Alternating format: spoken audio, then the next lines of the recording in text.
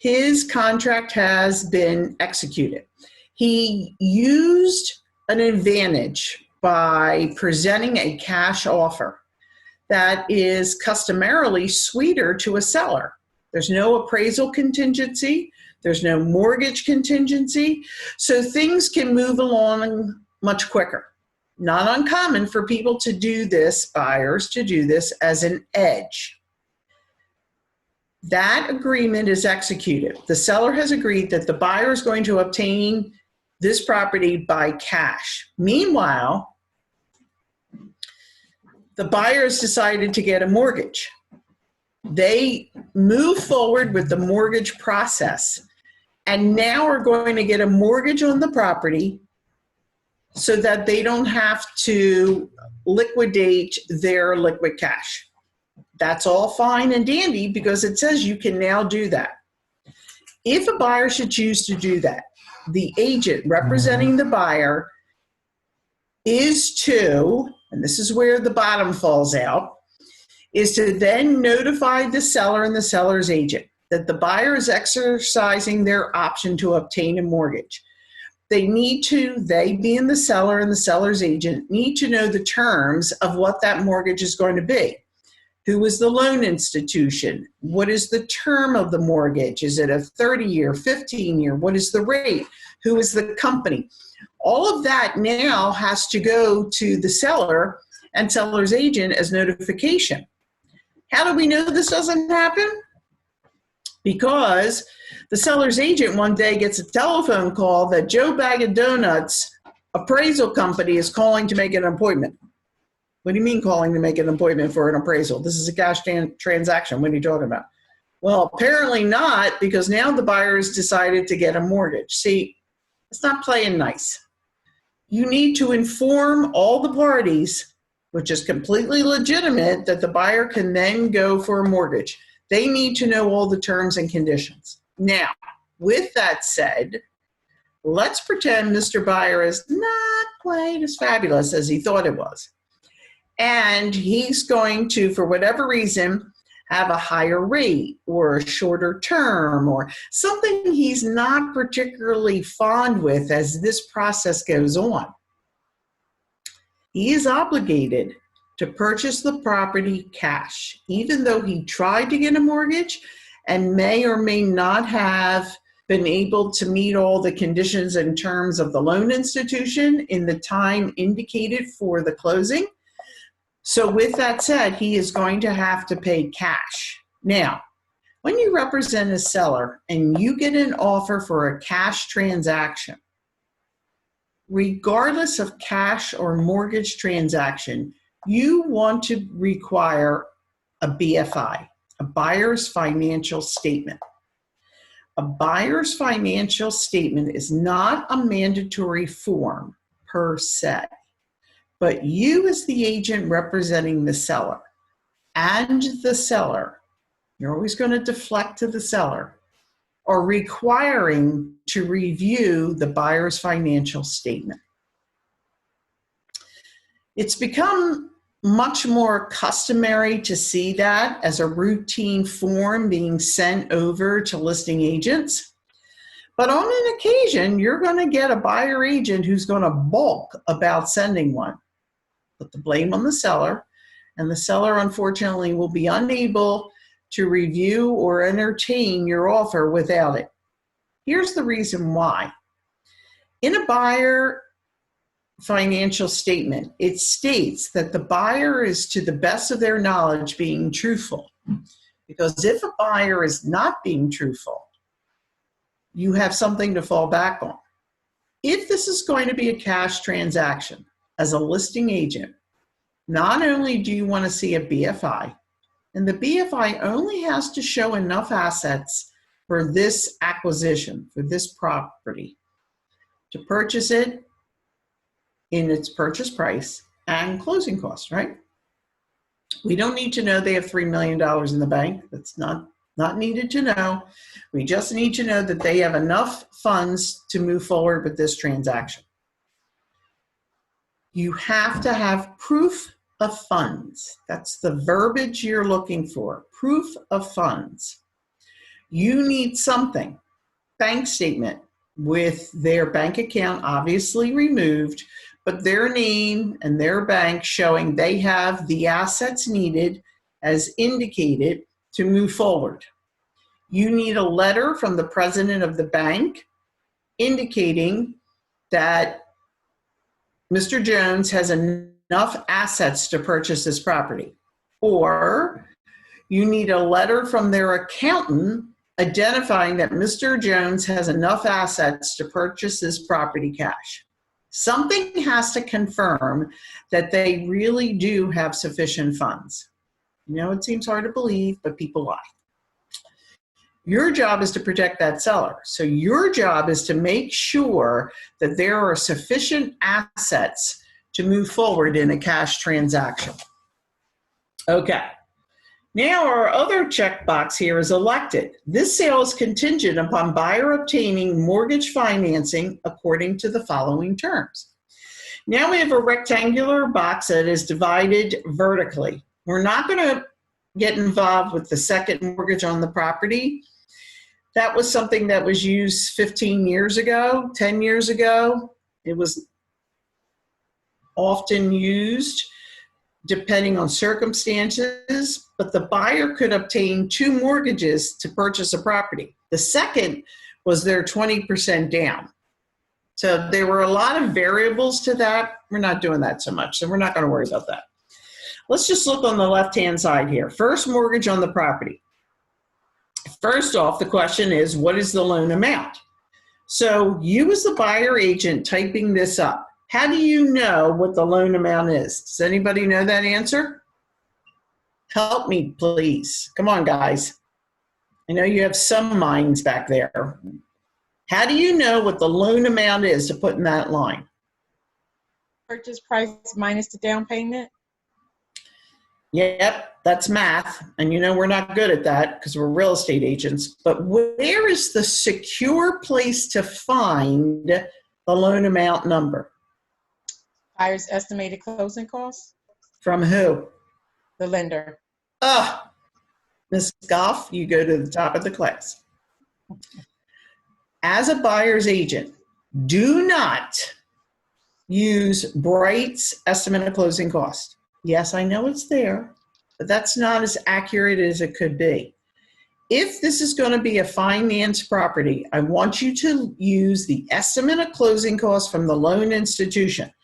So you have to get that along with the buyer, right? There are RESPA laws for the buyers to see how much it's going to cost them to purchase this property. So you get the same copy as the buyer does, and it's going to show the loan amount. So you're correct to put that in there, right? Maximum term, that means years. Almost always, it's going to be a 30-year, based on a 30-year amortization, but not always. So please make sure that this is a 30-year. Where are you going to find the term to know if it's a 30-year, 15, 20? Where are you going to find that?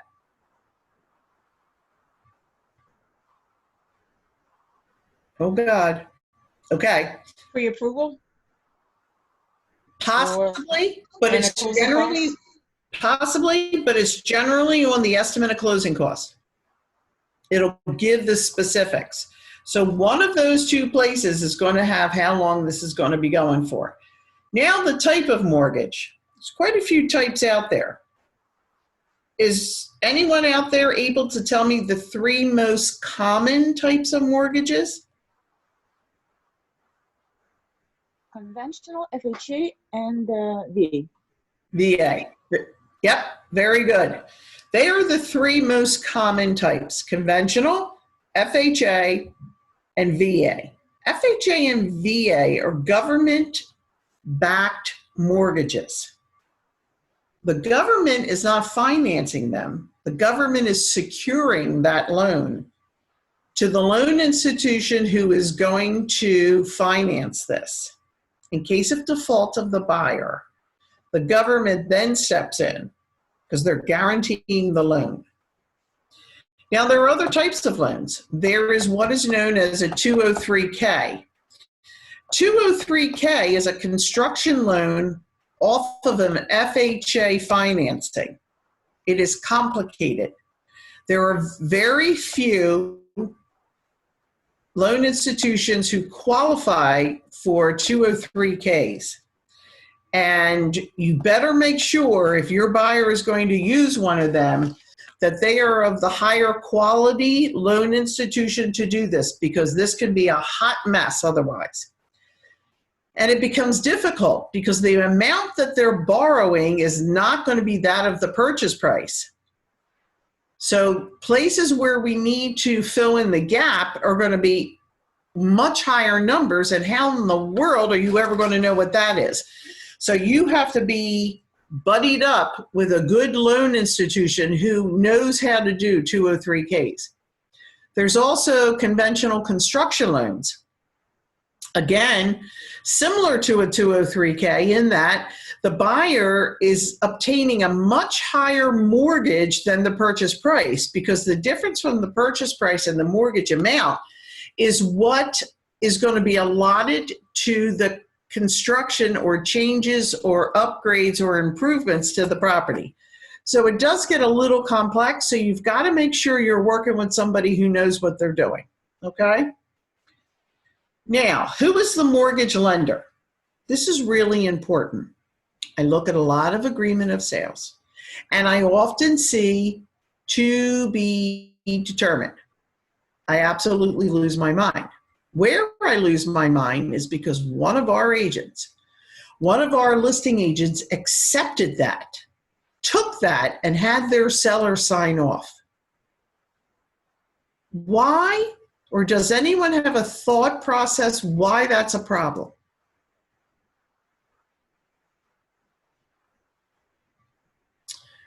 When a selling agent, listing agent, obtains an offer, you've got to slow down. Everybody can't wait to get that signed off. No, we have to really digest what it is coming in, right? Your job is to protect that seller. So the question here is, I have a pre-approval from Police and Fire Credit Union, yet under mortgage lender, I have to be determined. That is not acceptable. Your pre-approval has to match mortgage lender. The two answers have to be the same. Now, that buyer may not be married to that Police and Fire Credit Union. They're not 100% sure they want to use them in the process of financing this property, and that's okay. Though the pre-approval is going to say Police and Fire, it's going to be filled in on line 104, Police and Fire Credit Union. But if that buyer is not totally married to Police and Fire Credit Union, you will see a backslash, and then you're going to type in buyer's choice. Buyer's choice is telling the listing agent and the seller that the buyer is not married to Police and Fire Credit Union, and that it is possible there is going to be a change, which has to be done by addendum, to inform the seller and the seller's agent that the buyer is not using Police and Fire Credit Union. That is acceptable. To add just to be determined is not acceptable. Do not get bullied by some buyer agent who tries to tell you that's acceptable. Listen to me. You need to take control of these transactions, because if you don't, somebody else is going to try to do it.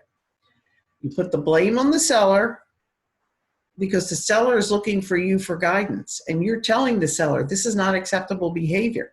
Seller says, well, I'm going to do what you tell me, Vicki. And if you say it's not acceptable, then it's not acceptable to me. You go back to that buyer's agent. The seller is not comfortable with to be determined. Please put in here whom you want to use and match it to the pre-approval. But I understand that the buyer may not be married to them and may want to choose somebody else. So you then add buyer's choice. Now let's read and see what it says about buyer's choice as we'll go on here. Next, it says the interest rate. The interest rate of blank. However, Buyer agrees to accept the interest rate as may be committed by a mortgage lender not to exceed the maximum interest rate of Y. So you'll see we have an X and a Y. So what goes in under the interest rate on line 105 is the interest rate that is quoted on the pre-approval and the estimate of closing costs. That goes on the low side. Then on the high side on 107, not to exceed the maximum interest rate of Y. You want a minimum of a 0.5 percentage point differential. So let's pretend. If the low end that's quoted on the pre-approval and the estimate of closing costs is 3.5%, excuse me, what do you want to put in then on line 107? Right now, the buyer's getting 3.5%. If we're going to stay within 0.5 percentage point, what are we going to put in on line 107? 4%. 4%. Very good. Thank you. That's right, 4%. Okay. Discount points, loan origination, loan placement, and other fees charged by the lender as a percentage of the mortgage loan. Accepting any mortgage insurance premium or VA funding fee not to exceed blank. When you look at the estimate of closing cost from the loan institution who is going to finance this, the first charges you see are the mortgage charges. There is either going to be an origination fee or a loan discount fee. That's going to show you if there is an additional charge being charged to the buyer. That's what you're going to put in there. Could be 1/4 point, 1/8 point, 1/2 point. So that's what's going to go in there. Upon receiving documentation demonstrating lender's approval, whether conditional or outright, this lender's approval comes as a mortgage commitment. Now, those words have been removed from the agreement of sale, and I really don't know why, but they have been. Of buyer's mortgage application, according to the terms set forth above. So that's in that block. Buyer will promptly deliver a copy of the documentation to a seller, but in no case no later than blank. So what we're putting in blank is when is the mortgage commitment date due? If you have printed this out, I want you to write next to that blank, mortgage commitment date. That's what goes in this blank. Generally speaking, it is 2 weeks prior to closing is the date you want to put in on line 114. On line 114 should be 2 weeks prior to closing. If seller does not receive a copy of the documentation demonstrating lender's conditional or outright approval of buyer's mortgage application by the date indicated above, seller may terminate this agreement with written notice to the buyer. You better pay attention, buyers, agents. Again, you have to be very careful of your time frames. So however you're determining time frames on a calendar, on a Palm, I don't care how you're doing this, on a tickler, you need to know that you're getting a mortgage commitment date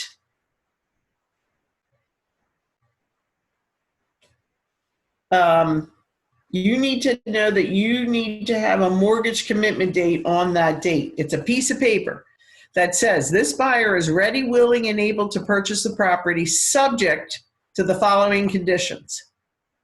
If you have 33 conditions 2 weeks before closing, you better start shuddering as a listing agent. You may have 7 or 8 pretty customary things they're asking for, and we're going to talk about that. So it's important that you pay attention to this, because if the seller doesn't get that, they can cancel this contract. You as a listing agent, the day before it's due, which is line 114, you need to remind your buyer agent, oh, by the way, looking forward to see the mortgage commitment tomorrow. You as a buyer agent need to be on that phone with that loan institution or in an email reminding that loan officer, by the way, looking for my mortgage commitment tomorrow. Put everybody on notice, because it's a problem if you don't have it. That seller can get out of this contract. Seller's right to terminate continues until buyer delivers documentation demonstrating lender's conditional or outright approval of buyer's mortgage application to the seller. Until seller terminates this agreement pursuant to the paragraph, buyer must continue to make a good faith effort to obtain mortgage financing. Seller may terminate this agreement with written notice to the buyer after the date indicated above if the documentation, wait a minute, I lost my line here. If the documentation stating lender's conditional or outright approval of buyer's mortgage application does not satisfy the terms in paragraph 8A. So if all the terms have changed and now the rate is significantly different, or the percentage, which is the LTV. The LTV on line 102 is priceless. You must have an LTV in there. How do you know where to find the loan to value ratio?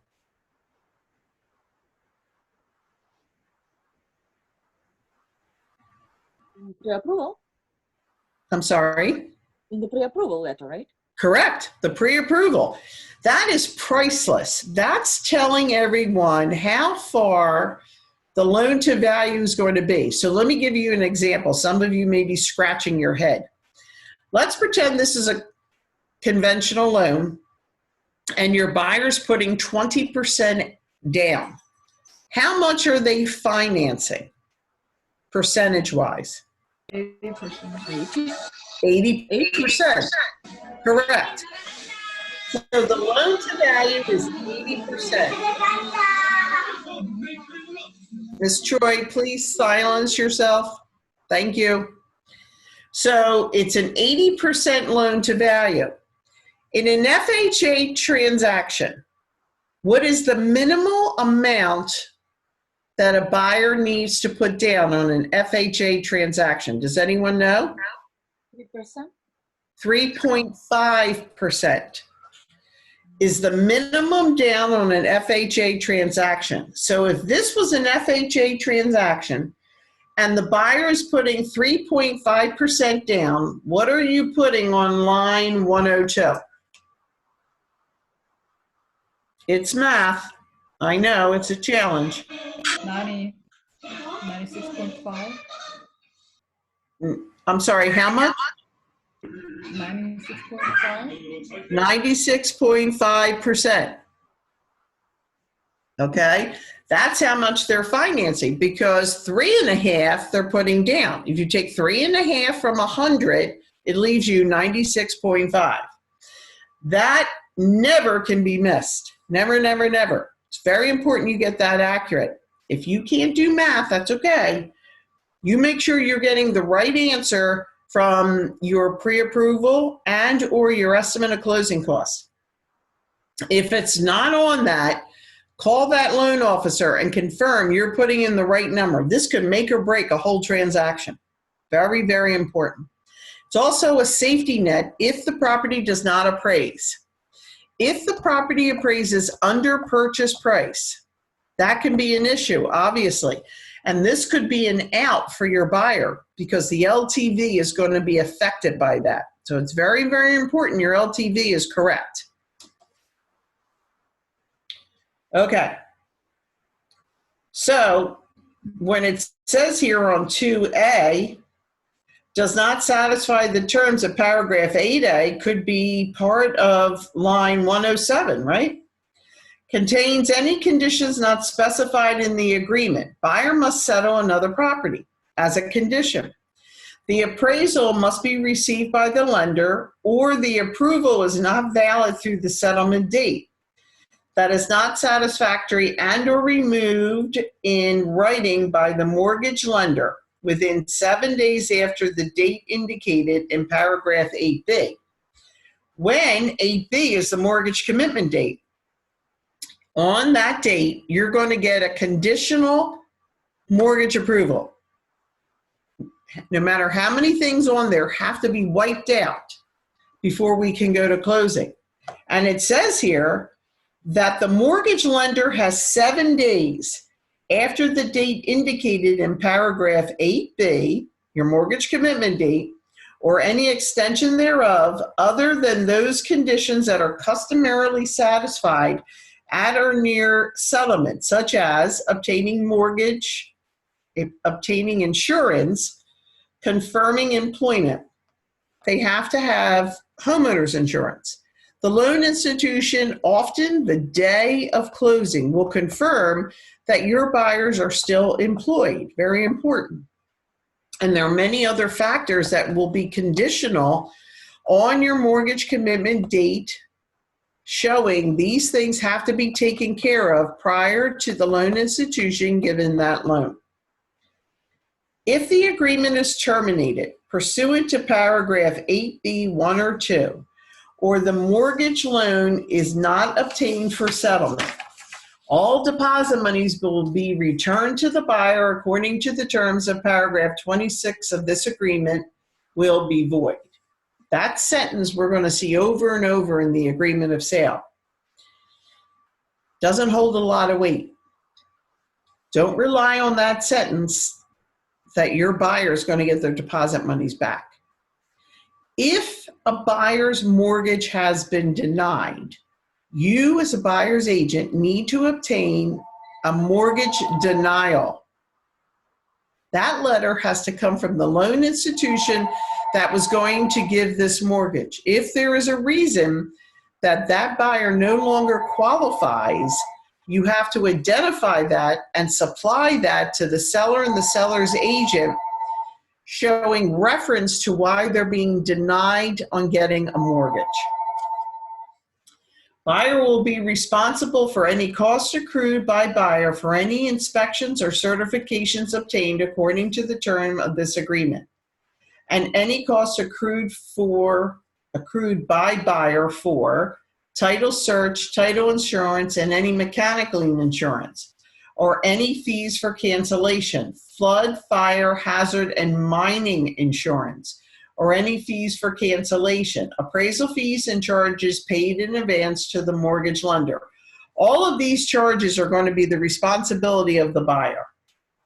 The loan to value ratio is used by lenders as one tool to help assess their potential risk of a mortgage loan. A particular loan to value may be necessary to qualify for certain loans, or buyer may be required to pay additional fees if the loan to value exceeds a specific level.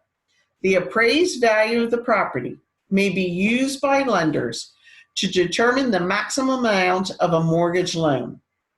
The appraised value is determined by an independent appraiser, subject to mortgage lender underwriting review, and may be higher or lower than the purchase price and or market price of the property.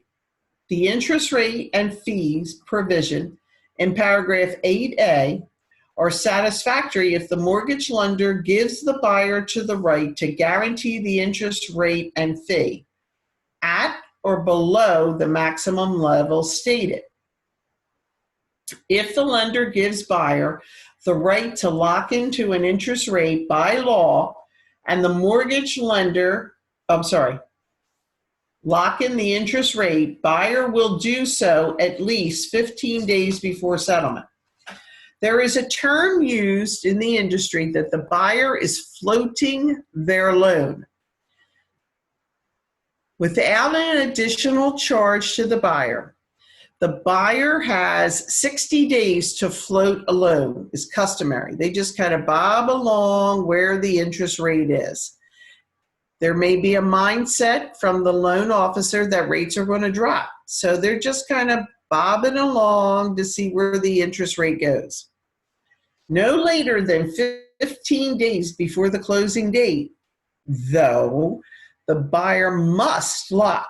Now, they can lock earlier if all of a sudden the rates do a drop one day. A good loan officer is going to get on the phone with that buyer and say, listen, the rates drop 1/8 of a point today. I think we should lock. It's giving them a heads up. And so they opted to lock in comparison to where it was 20 days before, 30 days before, okay? But no later than 15 days before settlement, the buyer must lock their loan. Buyer gives the seller the right at seller's sole option and as permitted by law and the mortgage lender to contribute financially without promise of reimbursement to the buyer and or the mortgage lender to make the above mortgage terms available to the buyer. Does anybody have an idea what that last sentence means? Buyer gives seller the right at seller's sole option and as permitted by the lender to make the above mortgage terms available to the buyer. They're talking about seller's assist. It's saying here that the seller does have an option to contribute to a buyer. Remember, when a seller is giving money to the buyer as seller's assist, the seller is assisting the buyer, that monies can only be used for closing cost. It is negotiable, and it's either a flat fee and or a percentage. Within blank days, 7, if not specified, from the execution date of the agreement, buyer will make a complete mortgage application. And this is where you're going to see how this applies. Identified in paragraph 8A. So when you're a listing agent and you get an offer from a potential buyer and it's to be determined who the loan institution is, and you go back and go, nope, that's not acceptable, and that buyer agent is quite sure they're fabulous, I want you to refer them to line 145 because it clearly states, and the mortgage lender identified in paragraph 8A. To be determined is not a mortgage lender. We don't know who that is.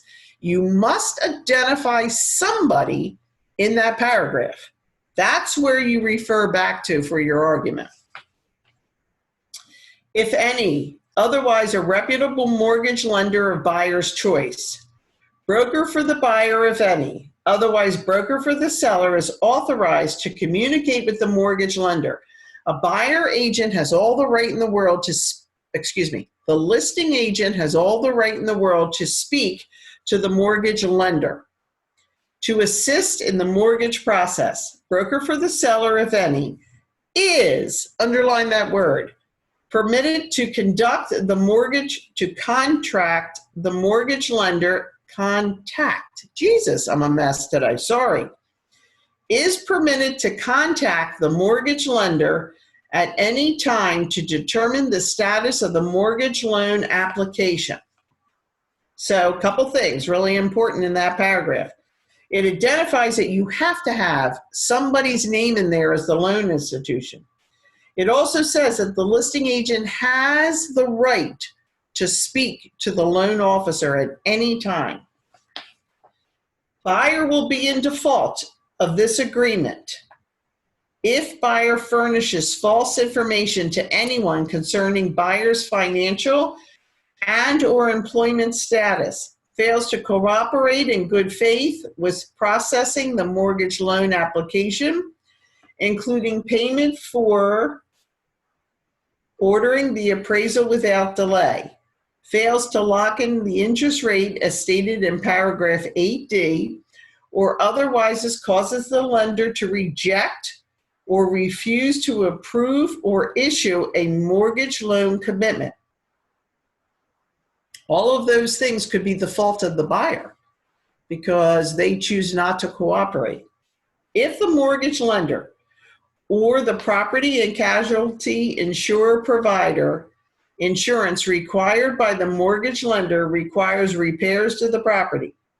Buyer will, upon receiving the requirements, deliver a copy of the requirements to the seller within 5 days of receiving a copy of the requirements. Seller will notify the buyer whether seller will be making the required repairs at seller's expense. 1. If seller makes the required repairs to the satisfaction of the mortgage lender and/or insurer, buyer accepts the property and agrees to release in paragraph 828 of this agreement. If seller will not make the required repairs, or if seller fails to respond within the stated time, buyer will, within 5 days, notify the seller of the buyer's choice. Make the repair or improvements at buyer's expense with permission and access to the property given to the seller, which will not be unreasonably withheld. Seller may require that buyer signs a pre-settlement possession agreement, such as the pre-settlement possession addendum, which shall not in and of itself be considered unreasonable, or terminate this agreement with written notice to the seller, with all deposit monies returning to the buyer according to the terms of paragraph 26 of this agreement. Yep, there it is again.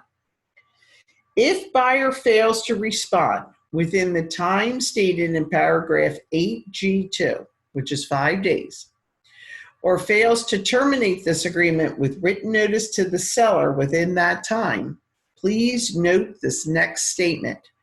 Buyer will accept the property, make the required repairs and improvements at buyer's expense, and agree to release in paragraph 28 of this agreement. You as a buyer agent are mandated to pay attention to timing, because if the seller went underground, and if the insurance company and/or loan institution stated certain repairs have to be made, and the seller went underground, and the buyer said, okay, I'll tell you what, I'll do it at my expense, but can't get anything signed off to agree to that, you must, as the buyer's agent, get this buyer out of this contract and send a termination. Why? Because of that right there. On line 167, buyer will accept the property. If you don't get the heck out, now the buyer has bought that property with every bump and bruise that came with that. And that's probably not what your buyer wanted. Note, there is a rectangular box here. The only time we have to deal with this rectangular box is if, as it says, this is an FHA or VA transaction. If it is not FHA or VA, we do not deal with this paragraph. And it says, it is expressly agreed that notwithstanding any other provisions of this contract, buyer will not be obligated to complete the purchase of the property described herein, or incur any penalty by forfeiture of earnest money deposit or otherwise, unless buyer has been given, in accordance with HUD, FHA, or VA requirements, a written statement by the Federal Housing Administration, Veteran Administration, or a direct endorsement lender setting forth the appraised value of the property of not less than blank. How do we know what to put in blank? Does anybody know? It's an FHA VA offer. What are we putting on line 174? Come on. Oh boy. The answer's right. Purchase price. Thank you. Because if you look past it, it says the purchase price as stated in the agreement. You'll also note there's a dollar sign, so it's a monetary number. The purchase price is what goes on that line. Buyer will have the privilege and option of proceeding with consummation of the contract without regard to the amount of the appraised value. The appraised value is arrived at to determine the maximum mortgage the Department of Housing and Urban Development will issue. HUD does not warrant the value nor the condition of the property. Buyer should satisfy him or herself that the price and condition of the property is acceptable. Then it talks about the section in the Department of Housing and Urban Development. The U.S. Department of Housing and Urban Development, HUD, notice to the purchaser. Buyer acknowledges that buyer, and you're going to check that off, has received the HUD notice for your protection. Get your home inspection. Buyer understands the importance of getting an independent home inspection and has thought about this before signing the agreement. Buyer understands that getting an independent home inspection and has, Buyer understands that FHA will not perform a home inspection nor guarantee the price or condition of the property. Certifications. We, the undersigned, seller and buyer, parties to this transaction, each certify that the terms of this contract for purchase are true to the best of our knowledge and belief, and that any other agreement entered into by any of these parties is connection with the transaction is attached to this agreement. So if there were any other addendums to be made part of this. Now, it's really important that buyers understand that FHA, VA are not doing inspections. I've actually had buyers think that FHA, VA are going to do the inspection. When the appraiser goes out for the loan institution who is going to finance this, that appraiser has a different set of guidelines when it's an FHA, VA transaction that they're looking at beyond doing the appraisal. Certain things have to be, such as any peeling, chipping paint, they lose their mind on. The heater has to work. What if there's a stain in the ceiling in the back bedroom? They'll call that out. Why is that? A lot of safety issues. 3 or more steps have to have railings. If there is gross concrete deficiencies, they'll call that out. So there are issues that FHA and VA look at, primarily safety issues that are above and beyond the standard appraisal that is typically done on a conventional property. Paragraph 9, changes in the buyer's financial status. If a change in the buyer's financial status affects the buyer's ability to purchase, buyer will promptly notify the seller and lender to whom the buyer submitted mortgage application, if any, in writing. A change in financial status includes, but not limited to, the loss or the change of employment, failure or loss of sale of the buyer's home. That may have been a contingency. Buyer having accrued a new financial obligation, such as you've told them, the loan officers told them, don't enter into any financial obligation. For some bizarre reason, buyers seem to feel once they put an offer in and are moving forward obtaining a mortgage, they need to run out and buy all new furniture on a credit card. They decide to buy a brand new car. They decide to co-sign for somebody. None of that is acceptable. Put the fear of God in your buyers. You tell them to take those credit cards and put them away in their underwear drawer. Do not touch the credit cards. You really need to scare them, because if you don't, they'll do something dumb, such as go purchase a car, put thousands and thousands and thousands of dollars on a credit card for new furnishings.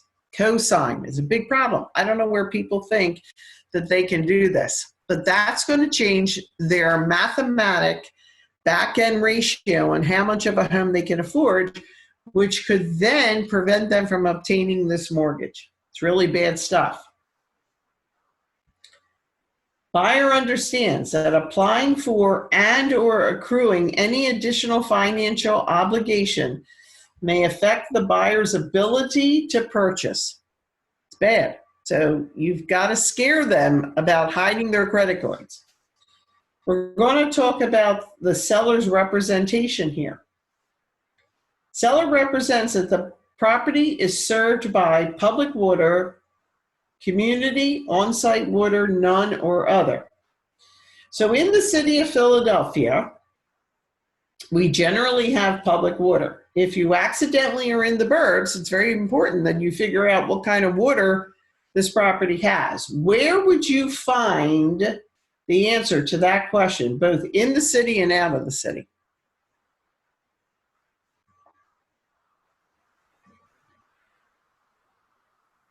Hello? I know you're out there. How are you going to know how to identify the source of water here on the property you're writing an offer on? How do we know this? Oh God, you're killing me. Okay. You're going to go to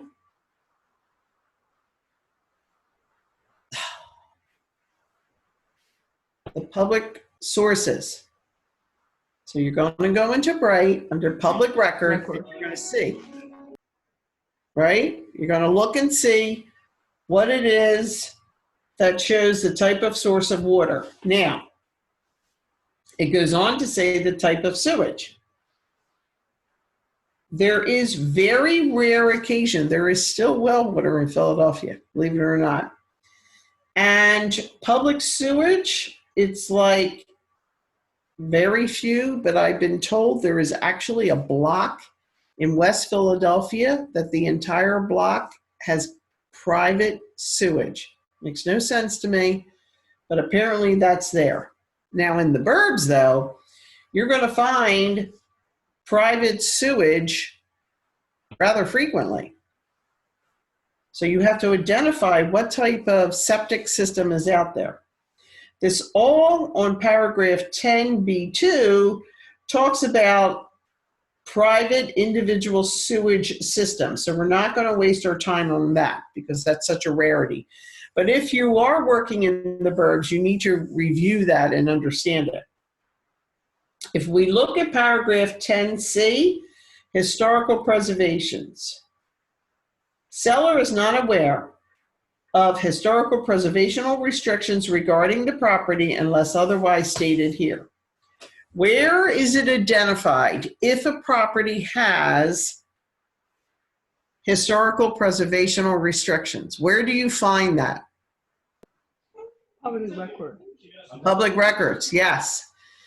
Generally speaking, on the lower right-hand side, it will identify if a property has historical preservational restrictions. I will tell you, it does not mean that the property is 200 years old.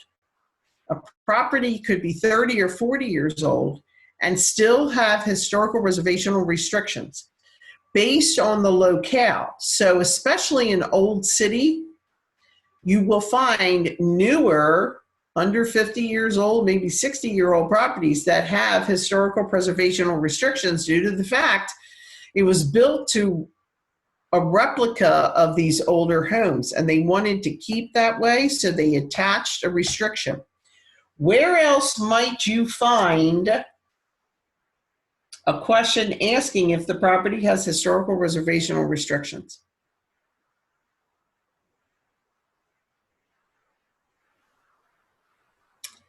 On the seller's property disclosure statement. The seller's property disclosure statement asks that question. Okay, that's another place you can look.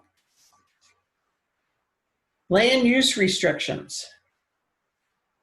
Property or portion of it is subject to land use restrictions and may be preferably assessed for tax purposes under agricultural, farmland, open space, conservation, reserved program, or other. Again, not something you're going to find in the city, but if you're in the burbs, you better pay attention. Talks about Right to Farm Act, clean and green programs that are out there on properties, Open Space Act, Conservation reserve, these things would be in the suburbs, so you better pay attention to that. Now, here it says, real estate seller disclosure law. Generally, the real estate disclosure law requires that before an agreement of sale is signed, see that? Before the agreement of sale is signed, the seller in a real estate transfer must make certain disclosures regarding the property to potential buyers in a form defined by the law. A residential real estate transfer is defined as a sale, exchange, installment sale contract, lease with the option to buy, grant or other transfer of an interest in real property where not less than one and not more than 4 residential dwellings are involved. Disclosure for condominiums, cooperative, are limited to the seller's particular units. That means condos and co-ops. When you're filling out a seller's property disclosure form, you are answering the questions based within your walls. Disclosure regarding common areas and facilities are not required, as those elements are already addressed in the law that governs the resale of condominiums and cooperative interest. Public and private assessments. Seller represents that as of the date the seller signs this agreement, no public improvement, condominium, or homeowner association assessments have been made against the property, which remain unpaid, and that no notice by any government or public authority, excluding assessed value, have been served upon the seller or anyone on the seller's behalf, including notices relating to any violation of zoning, housing, building, safety, or fire ordinances that remain uncorrected, and that the seller knows of no condition that would consent a violation of any such ordinances that remain uncorrected unless otherwise specified here. If a seller knows that they have violations to a property, it needs to be added here by the seller. You as a buyer agent, when you're suspicious about something, and should probably check every single property, especially multi-use properties, through the public records, you can go in through L&I and check violations against a property. Seller knows of no potential notice, including violations or any assessments except the following. So if a seller has knowledge, they are supposed to add it here.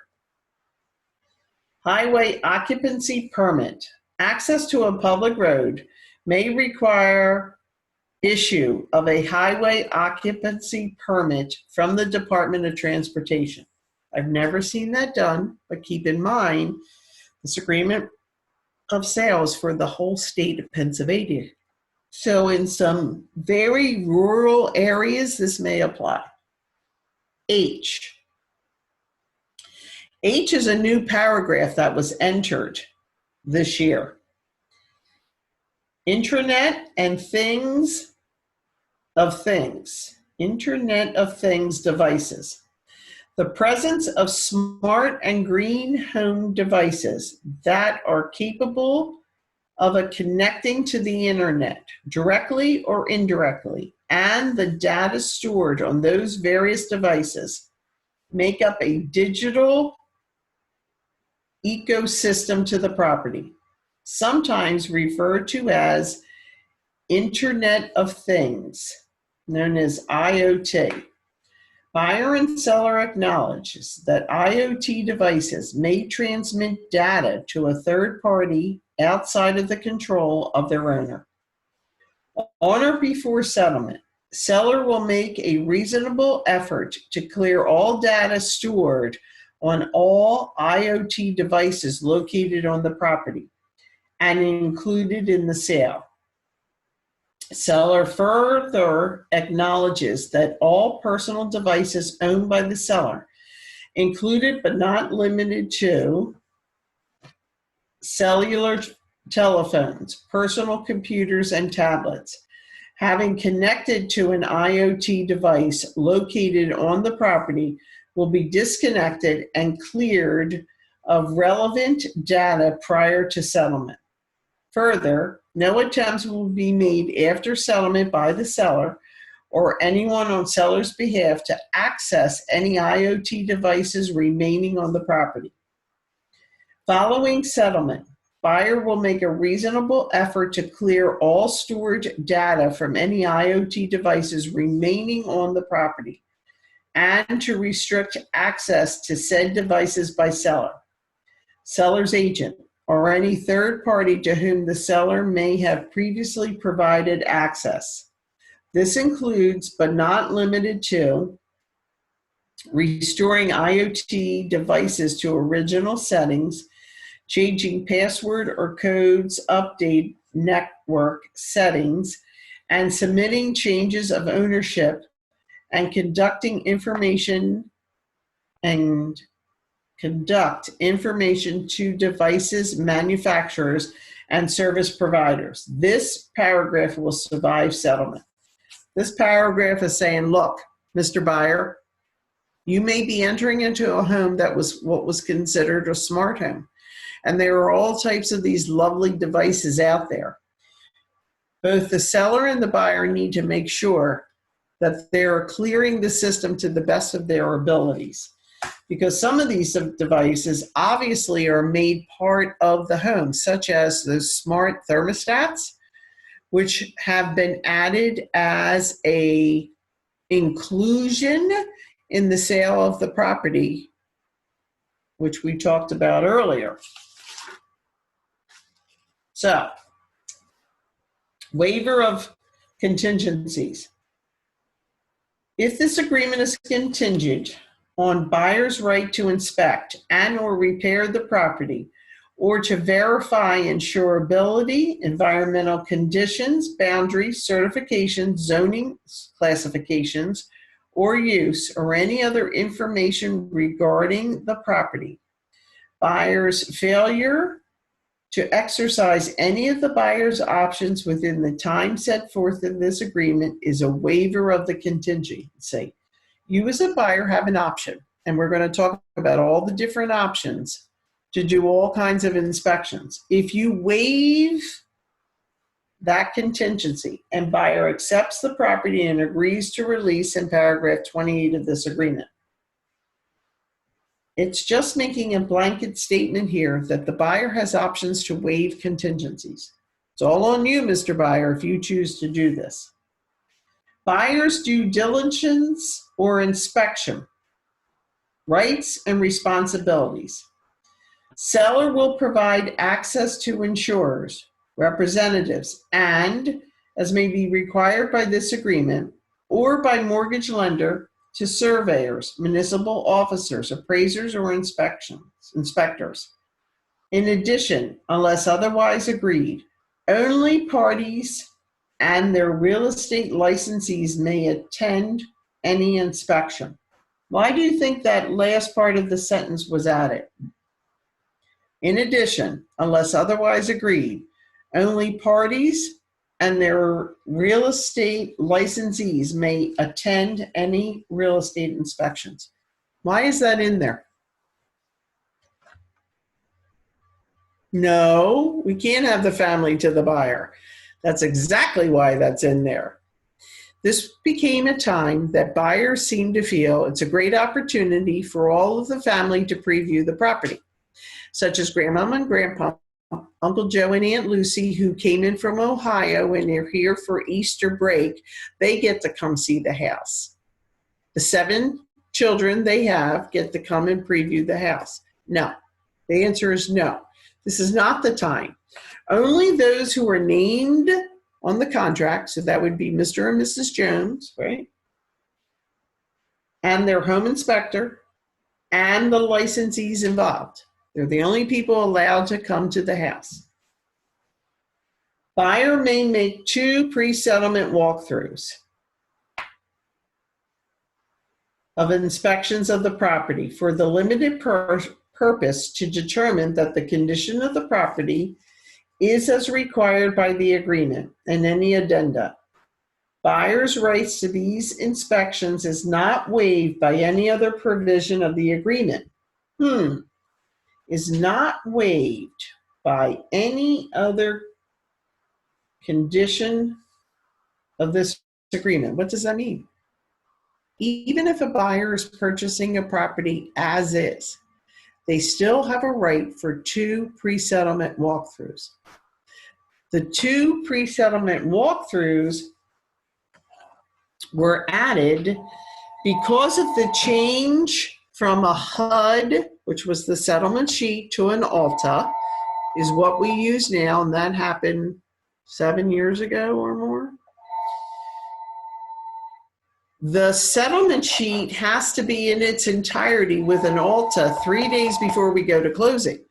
So if there were particular things that needed to be done in the house, we need to make sure they're done.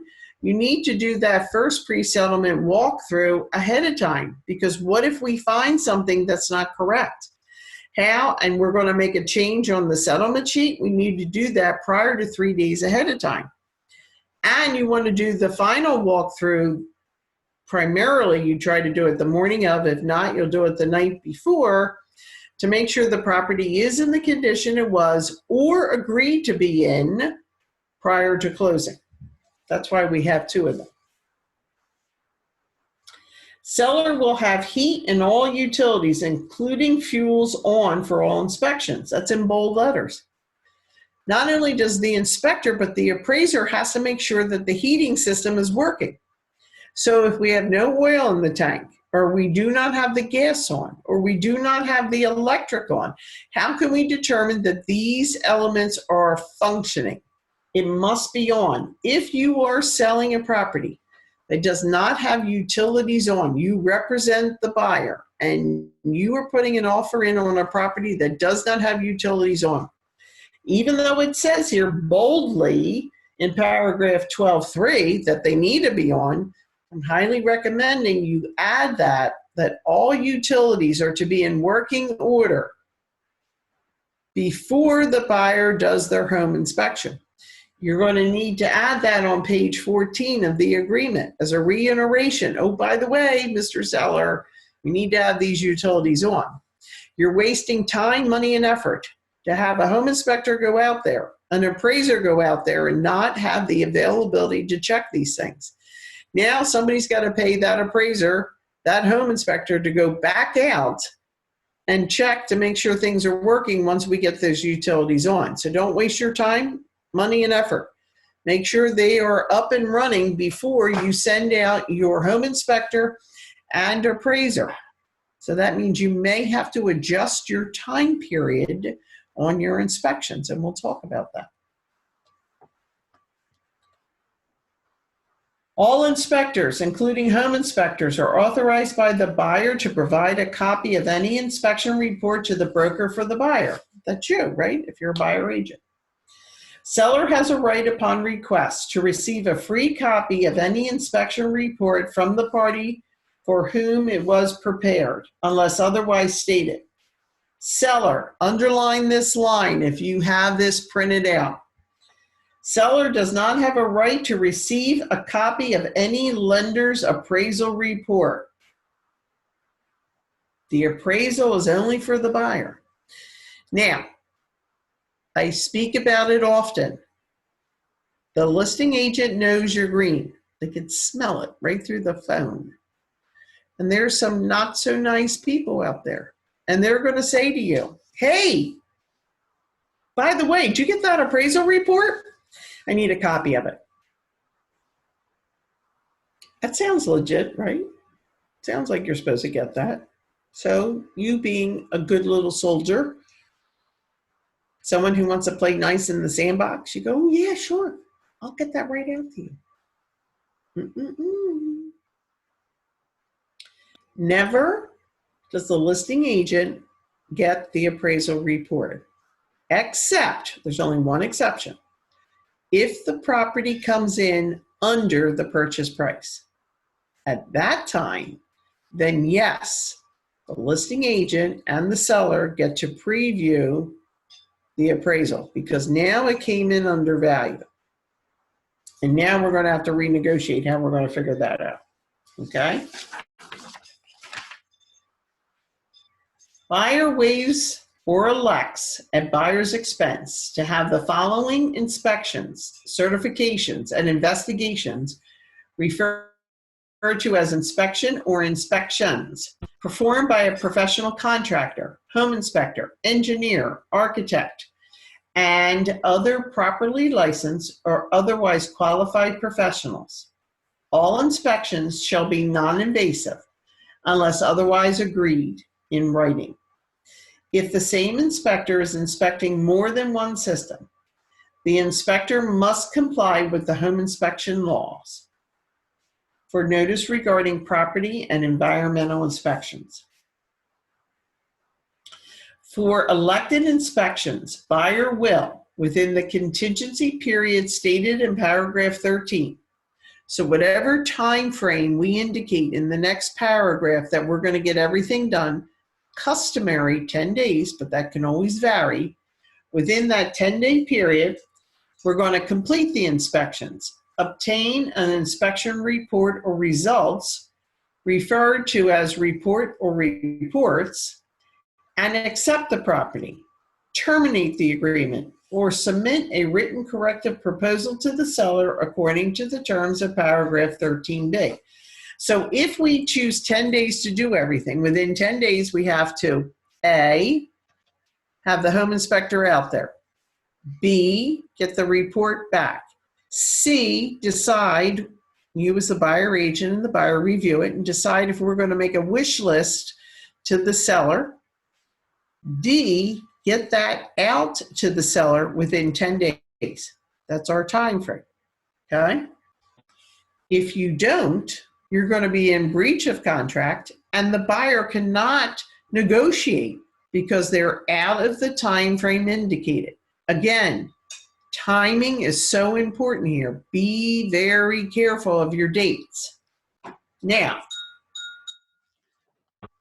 what kind of things can we determine that we're going to elect to do?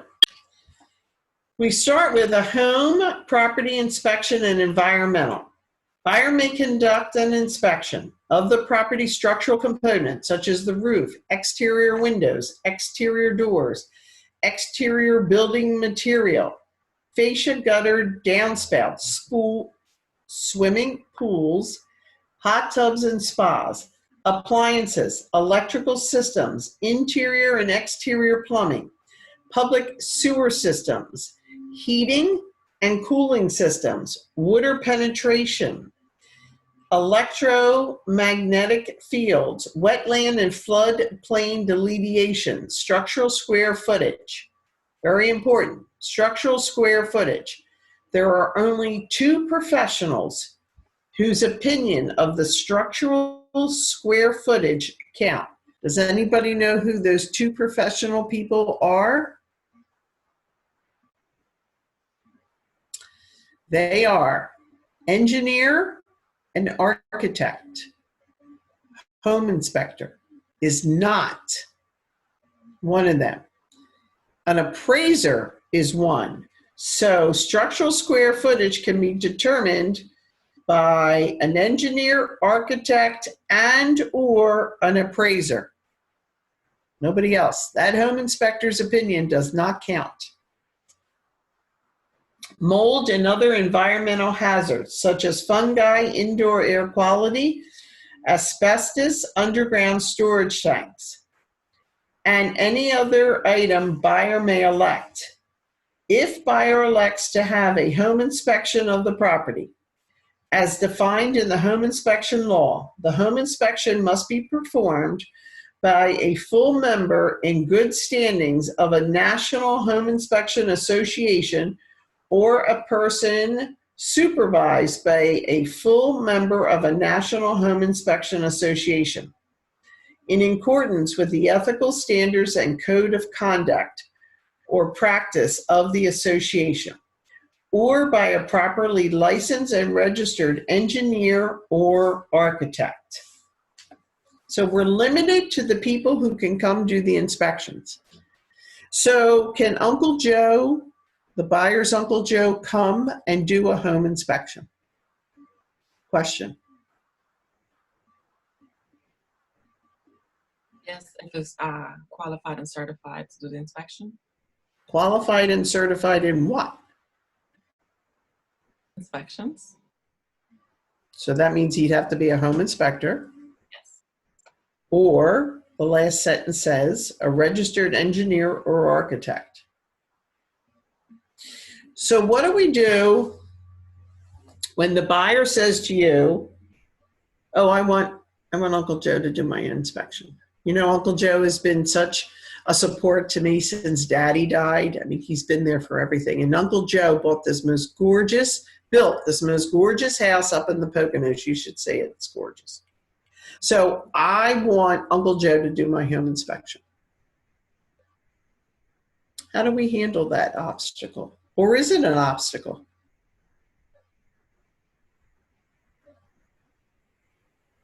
You show this line. Okay, and do what with it? You show her the line and what do you say? Saying only the licensed inspectors or either engineer or architect is allowed to do this. Yeah, but I want Uncle Joe there. I want Uncle Joe to be there because that's what I want. No, but like before in this line 311, there's the only parties who signed the AOS contract, and real estate agent should be there, not Uncle Joe. His name is not on the contract. Okay. Okay, and you're right about that. You are. How do we remove this anxiety for this buyer? She's a single lady. Daddy's gone. Uncle Joe's been her support system. Uncle Joe built a beautiful home up in the Poconos. How do we relieve the anxiety for her? Where is our compromise? You tell her that only the seller is only obligated to make the repairs from a licensed home inspector. So if Uncle Joe does the home inspection and asks for XYZ, the seller is not obligated to make any repairs unless the home inspector is licensed, I think. Okay, that's good. That's a good factual statement, absolutely. But I'm asking, how do we remove her anxiousness?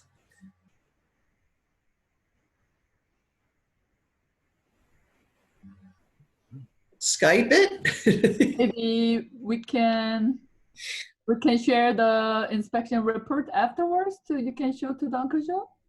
Okay, this is how we're going to do this. Now, this is a unique scenario I gave you, right? So this isn't going to happen every day. But you have to take things into consideration and try to weigh them out, right? And you know she's scared. This is her first home. You understand her anxiety. She's expressed it to you before. And she trusts Uncle Joe. How about we bend the rules just a little bit and we bring Uncle Joe to the home inspection? Now, I know it says only the names on there to prevent that chaos that has happened over and over again. But Uncle Joe is no kid. He's not going to be running around screaming, touching everything. He's an adult, probably a mature adult. So by bringing Uncle Joe, who gets to observe the inspector, who can ask questions, who is there as the advocate along with you for the buyer, is that perhaps a way we can relieve her anxiety? What are your thoughts about that? Yes, of course it is. Yeah, we bent the rules a little bit. He's not on the agreement of sale.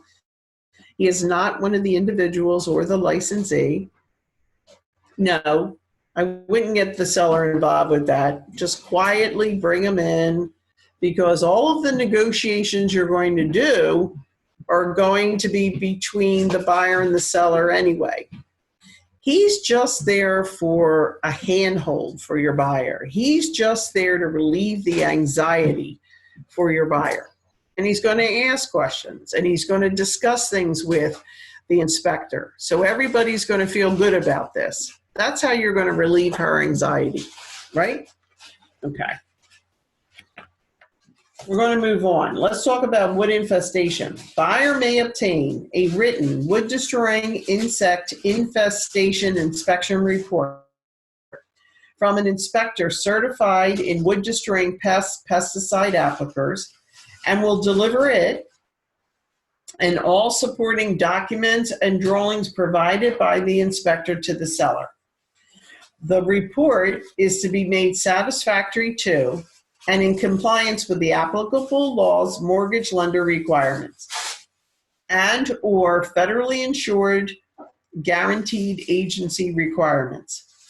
The inspection is to be limited to all readily visible and accessible areas of all structures of the property, except for fencing. If the inspection reveals active infestation, buyer at buyer's expense may obtain a proposal from a wood destroying pesticide applicator to treat the property. If the inspection reveals damage from active or previous infestation, buyer may obtain a written report from a professional contractor, home inspector, or structural engineer that is limited to the structural damage to the property caused by wood destroying organisms and a proposal to repair the property. Now, if you are in a contract that is FHA VA and you elected to do wood infestation, you must do a wood infestation. You have no options. If you are in a contract that is a conventional mortgage and you did elect wood infestation, but chose not to do it within the time frame indicated, the loan institution will allow that to go by. FHA and VA, they will not allow that. So if you elected to do it, you must do it. And you must supply the loan institution the results. If infestation is found, it is mandated that it be treated. They also oftentimes will mandate that a licensed contractor or engineer give a report in regards to the damage done by the wood infestation. Because joist and sills may have been infiltrated by a wood destroying insect does not necessarily mean that the integrity of that piece of wood is there. They may be in there, but they didn't ruin the integrity of what that joist is supposed to do.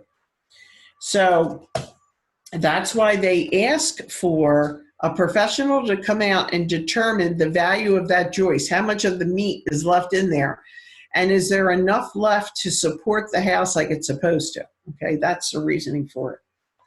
Next, we're going to talk about water service. Buyer may obtain an inspection of the quality and quantity of the water system from a properly licensed or otherwise qualified well water testing company. If and as required by the inspection company, seller at seller's expense will locate and provide access to the on-site or individual water system. Seller will restore the property to its previous condition at seller's expense prior to settlement. Now, there's a little caveat here. Clearly, if you're dealing with a property that has well water, you are going to check the condition of that well, both by bacterially and to make sure the well is producing enough water for a household, right? Do not let a buyer talk you out of that. That's a must. Now, there's one other time I have found in public water that you might want to have that elected. And here's why. In reality, even public water can be inspected by a buyer. They have the option to do that. They can hire a company, EPA certified, to take a sample of the water under the faucet to a laboratory to determine that it is good drinking water, no lead, no whatever, right? Here's where it almost came in to bite me, and this is why I do that. 1 year, years ago, I had 3 properties that I was involved in personally, because I still list and still sell, that had a lead pipe coming into the property. When you're there with your buyers doing home inspections and the property is 90 years or older, I'm going to tell you to elect the water system service, and here's why. I'm at the home inspection, and I say to my home inspector, I was in Port Richmond, Mr. Home Inspector, what type of material is the pipe coming in under the ground into the house? He checks it, and he turns to me and says, Vic, that's a lead pipe coming into the house. Eek! A lead pipe. Oh boy. That's a problem. We had the water tested by an EPA certified company. But to do that, I knew it was going to take more than 10 days, as we had indicated on paragraph 13 of our time frame. After the inspection, I called the listing agent and I said, I'm calling you because I needed an extension of time. What do you mean? I said, well, there's a lead pipe coming into the property, which means there's possible lead in the water, and we need an EPA certified company to determine if there is lead in the water, and that's going to take more than 10 days. There was a hesitation on the phone, and the listing agent said to me, I don't know about that. You did not check off water service as an option. And I thought for a second, and I said, you know what? You're absolutely right. I didn't do that. But lead can be a health hazard. Therefore, that is going to supersede this contract, and it's going to be mandatory that we now check to make sure there is no lead coming into this home. The listing agent hesitated for a moment and said, my goodness, you're right. We'll give you the extension. Now, what I said, true, but not mandatory. That seller did not have to give us an extension. But because I said it with such authority, because I made it sound so medical as a safety issue, that listing agent confirmed what I said made sense, and they were willing to do this. I never got caught with my pants down like that again. If I'm dealing with a property 90 years or older, I always ask the buyer to check off water service. I've had listing agents come to me in submitting offers and say, I don't understand. Why are you checking off water service? I explained to them I do that just in case once we get to that home inspection, we find out that a lead pipe is coming in. I've made arrangements to have additional water testing done. Agents find that really sensible and now understand the reasoning for it. It gives you a little additional comfort zone that if you have to go back to them because you have to get an EPA certified water testing company to come out and verify the type of water coming in, if it has lead or not, gives you additional security around that. Does that make sense to you guys? Okie dokie. Radon. Buyer may obtain a radon test of the property from a certified inspector. The U.S. Environmental Protection Agency, known as the EPA, advises corrective actions if the average annual exposure to radon is equal to or higher than 0.02 working levels or 4 picocurie liters. Typically, that's how the measurements are done. Radon is a natural radioactive gas that is produced in the ground by the normal decay of uranium and radium. Studies indicate that extensive exposures to high levels of radioactive gas can increase the risk of lung cancer. Radon can find its way into any airspace and can permeate a structure. If any home has a radon problem, it usually can be cured by increasing ventilation and or by preventing radon entry. Any person who tests, mitigates, or safeguards a building for radon in Pennsylvania must be certified by the Department of Environmental Protection. Information about radon and about certifying testing or mitigation firms is available through the Department of Environmental Protection Bureau of Radiation Protection. Now,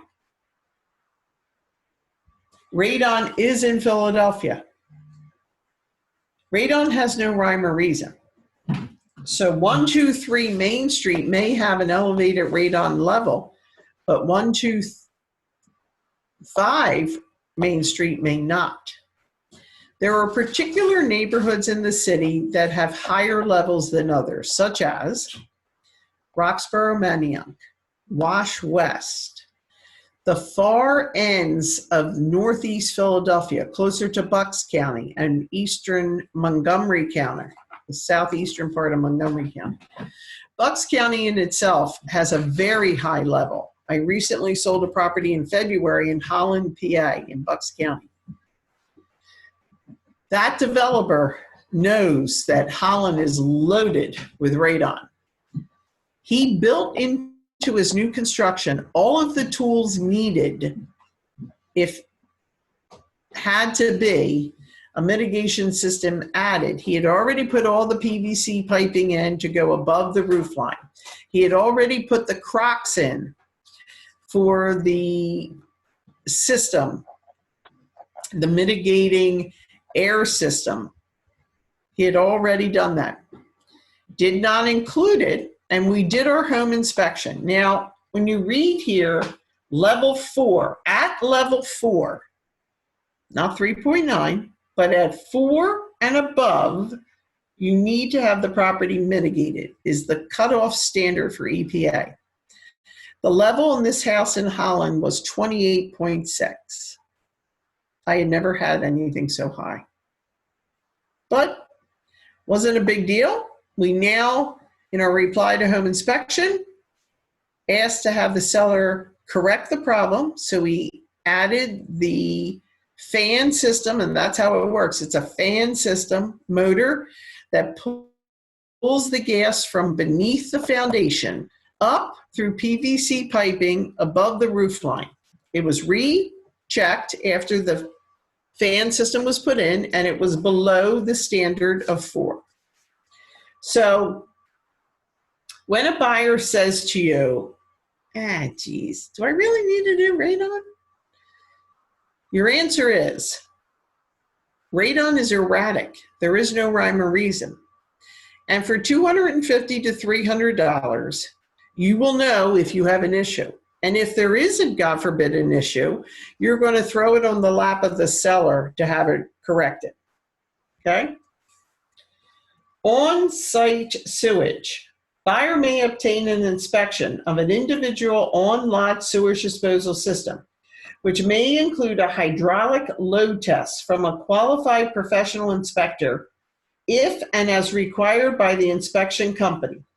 Seller at seller's expense will locate, provide access to, empty an individual on-lot sewage disposal system and provide all water needed unless otherwise agreed. Seller will restore the property to its previous condition at seller's expense. Property and flood insurance. Buyer may determine the insurability of the property by making an application for property and casualty insurance for the property to a reasonable insurer. Broker for the buyer, if any, otherwise broker for the seller, may communicate with the insurer to assist in the property, in the insurance process. If the property is located in a specifically designated flood zone, buyer may be required to cover and carry flood insurance at buyer's expense, which may need to be ordered 14 days or more prior to settlement. Revised flood maps and change in federal laws may subsequently increase the future flood insurance premiums or require insurance for formerly exempt properties. Buyers should consult with one or more flood insurance agents regarding the need for flood insurance and possible premium increases. In our tax records, both in suburbs and the city, will indicate if a property is in a flood zone. Yes, there are flood zones in the city of Philadelphia. After Sandy, everything was reevaluated in the city of Philadelphia. Matter of fact, we have an agent who works for us who was one of the primary people working with FEMA and redetermining flood map zoning for the city of Philadelphia. Very smart lady. I'm very lucky to have her. Property boundaries. Buyer is encouraged. Buyer may encourage the services of a surveyor, title abstract, or other qualified professional to assist in the legal description, certainty, and location of boundaries and/or quadrants of land. Most sellers have not had the property surveyed, as it is not a requirement of property transfer in Pennsylvania. Know that in Pennsylvania, we do not do surveys. Any fences, hedges, walls, and other natural or constructed boundaries may or may not represent the true boundary lines of the property. Any numerical representation of size of the property are approximates only and may be inaccurate. If for any reason something doesn't seem quite right, how the fence goes down the line, which we think is a dividing line, yet skews around a tree, or goes beyond a tree, or goes cockeyed, or does something. If your buyer and you are suspicious, you very well may want to hire a surveyor. Now, to do that in the city of Philadelphia, particular surveyors only work particular areas. You just can't get any surveyor to come out. So you have to go through the city to order a particular survey done. Lead-based paint for properties built prior to 1978. Before buyer is obligated to purchase a residential dwelling built prior to 1978, buyer has the option to conduct a risk assessment and/or inspection of the property for the presence of lead-based paint or lead-based paint hazards. Regardless of whether the inspection is elected or waived, the Residential Lead-Based Paint Hazard Reduction Act requires a seller of a property built prior to 1978 to provide the buyer with an EPA-approved lead hazard information pamphlet titled "Protect Your Family from Lead in Your Home," along with a separate form attached to this agreement, disclosing buyer's knowledge of lead-based paint hazards or lead-based paint recordings regarding the property. So you'll see that when a home and seller's property disclosure statement is uploaded to Bright, it will include the standard lead-based paint form with that, indicating if the seller has knowledge or reports of lead in the home. Elected. What might we put under elected, where it says other and there's blanks? What might we add in there as a particular type of inspection that could be done? Any thoughts here?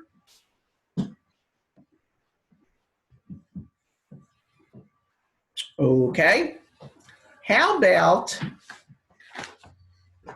stucco?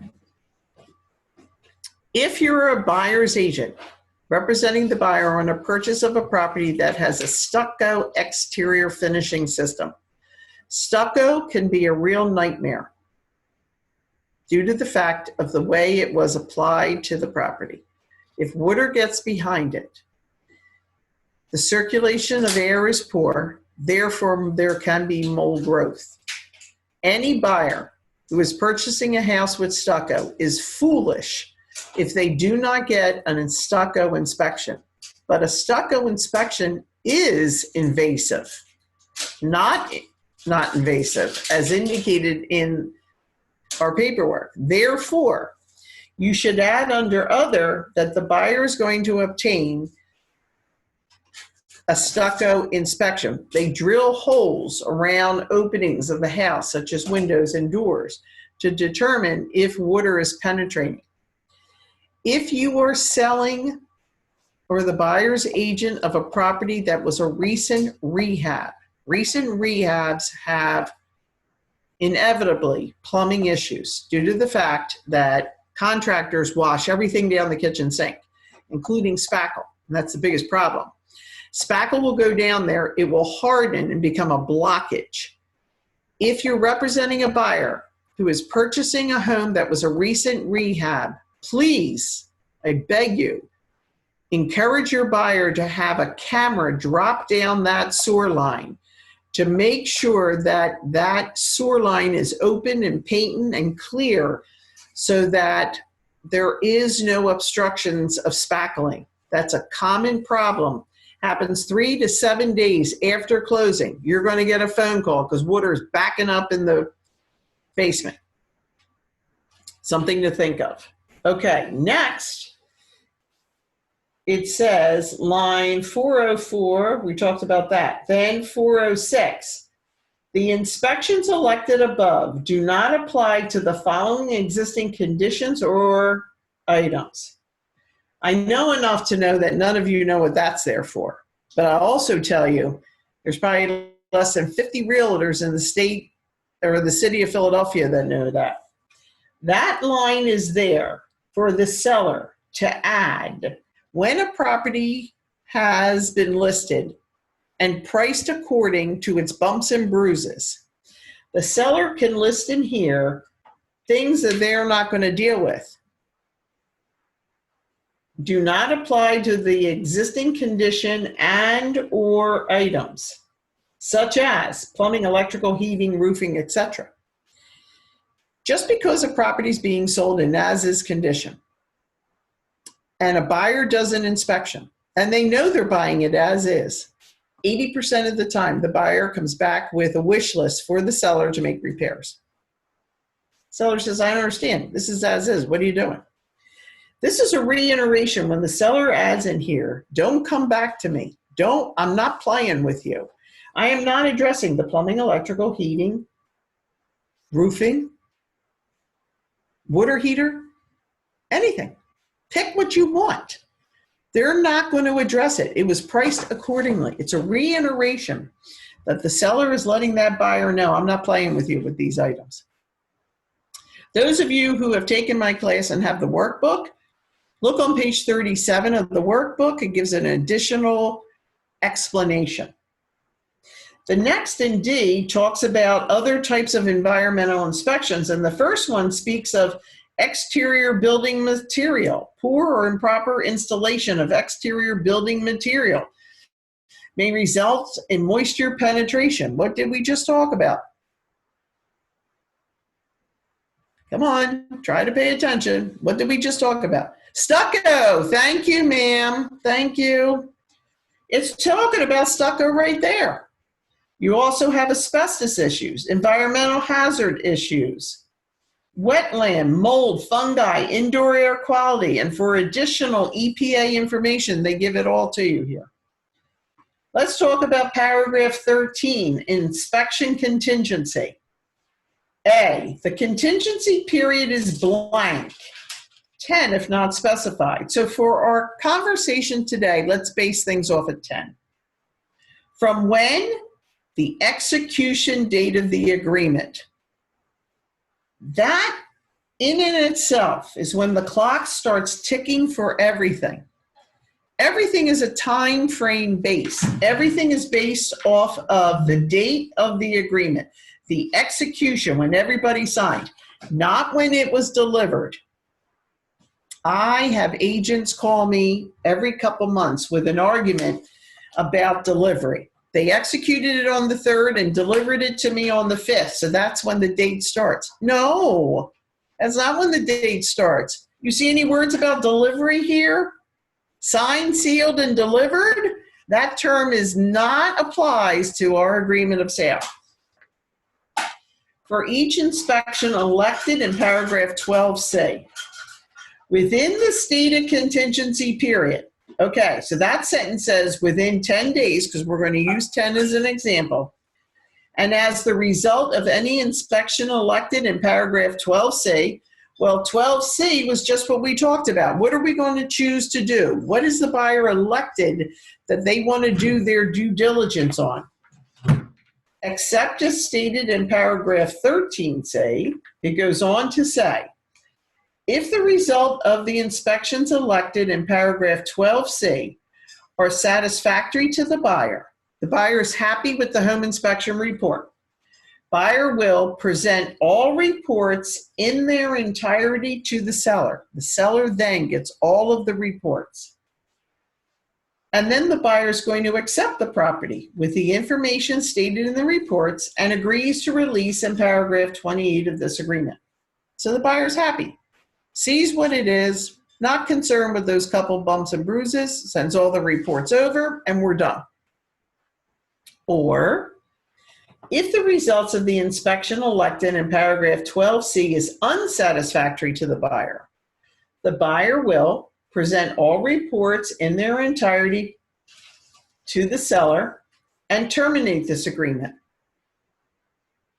by written notice to the seller, with all deposit monies returning to the buyer according to the terms of paragraph 26. Yep, there it is again. Buyer's getting all their money back. Nope, not so easy. Or, if the results of the inspections elected in 12C are unsatisfactory to the buyer will present all reports in their entirety to the seller with a written corrective proposal listing corrections and or credits desired by the buyer. The proposal may, but is not required to, include the name of the properly licensed or qualified professional to perform the corrections requested in the proposal, provisions for payments, including retesting, and a projected date of the completion of the correction.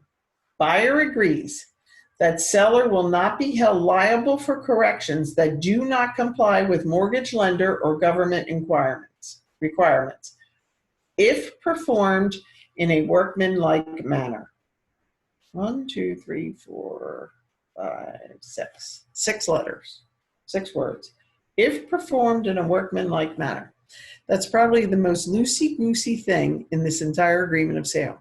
Who is to determine what a workmanlike manner is, right? I don't know.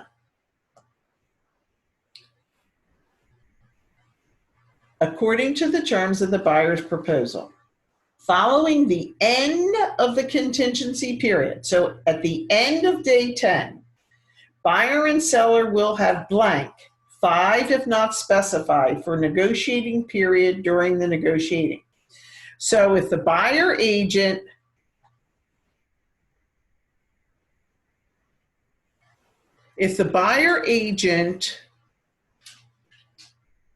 I'm sorry, I got distracted. I saw a very disturbing text.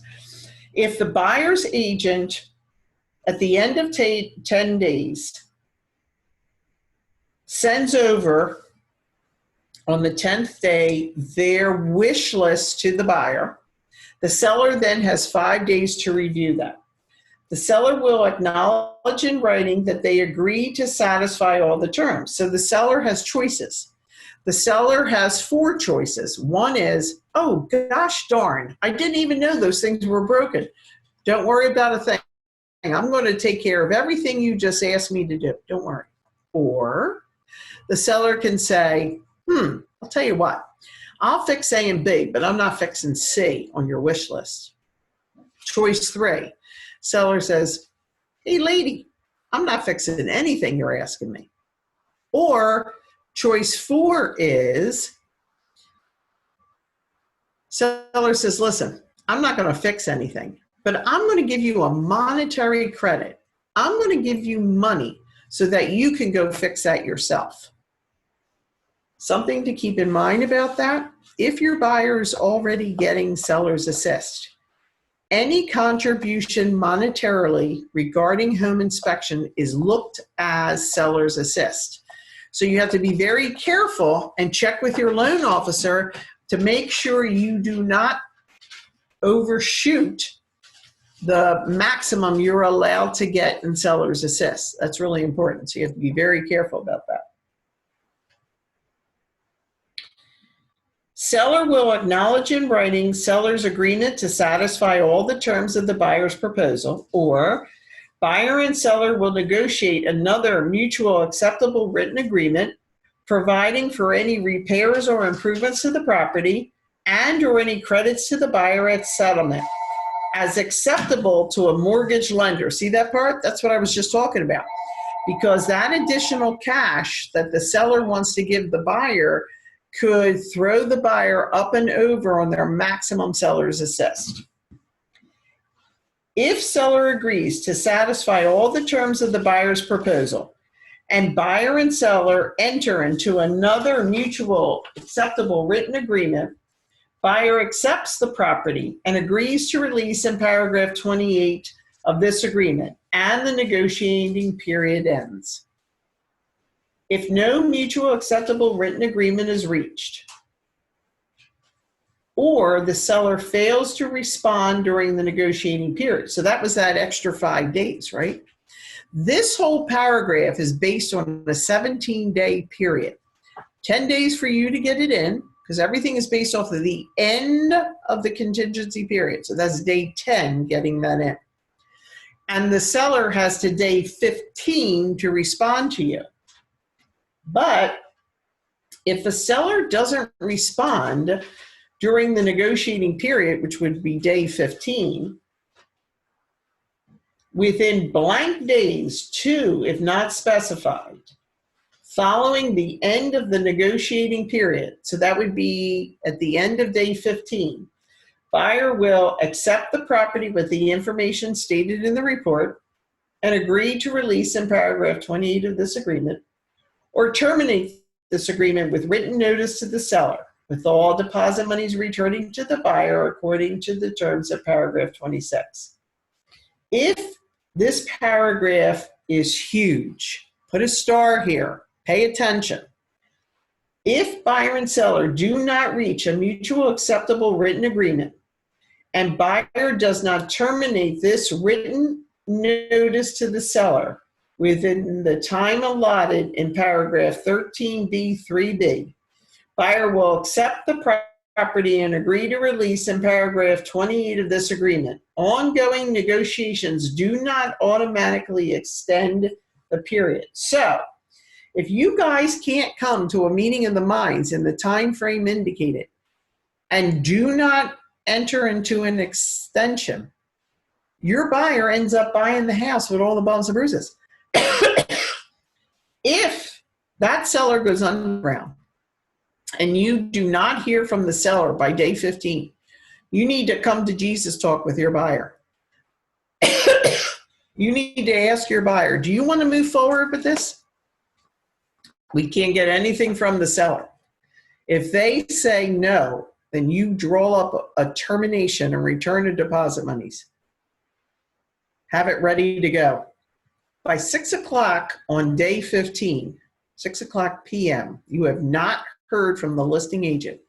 You send that listing agent a text and email and phone call. Do all 3. Email, text, phone call. Please check your email. You're going to send that termination over. Guarantee you get a call back. Oh my God, what's the problem? What's the problem? I haven't heard from your seller. What is your seller doing? My buyer is not buying this property with all these bumps and bruises. Either we come up with something in the next couple hours or we're out of here. You'll be surprised how all of a sudden the wheels start turning. What happens if the buyer sends you written notice but the seller doesn't sign it? That's okay. You've acknowledged with their signature and sent it over. If the seller doesn't sign, is moot. You've already applied to get out. They don't have to agree to it. It's an acknowledgement. Now everybody's going to start paying attention. The phone's going to ring, texts are going to go off, emails are going to happen, and you guys are going to figure something out, okay? Get your buyer out. You can always come back in. Let's say you don't hear from anybody. You don't hear from the seller agent, you don't hear from the seller, you don't hear from anybody.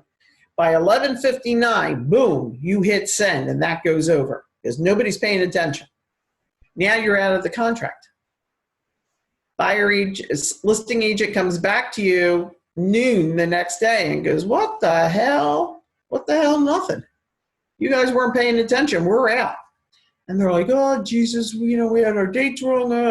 Now they want to get back in. You have to enter into a whole new agreement of sale. That agreement of sale died at 11:59 when you send it over. No CPR. It's dead. Okay? Very important. Paragraph C is talking about if the septic system is a problem, how you're going to handle that. That has a paragraph all to with itself. So we're not going to get ourselves involved with that today since we so rarely have to deal with septic. But if there's a septic deficiency, this is how it's handled, and it talks about it. All right, guys, that's it for today. I'll see you next week, and we'll start with title insurance. What is the form for termination? It's called a termination and return of deposit money form. It is a two-part form. Termination part is the first half. The second half is how the deposit monies are going to be returned. It has to be signed by both people to get the monies back. It's not so easy, guys. You're welcome. I hope that helps. Stay safe. See you guys later. Thank you. Bye. Bye.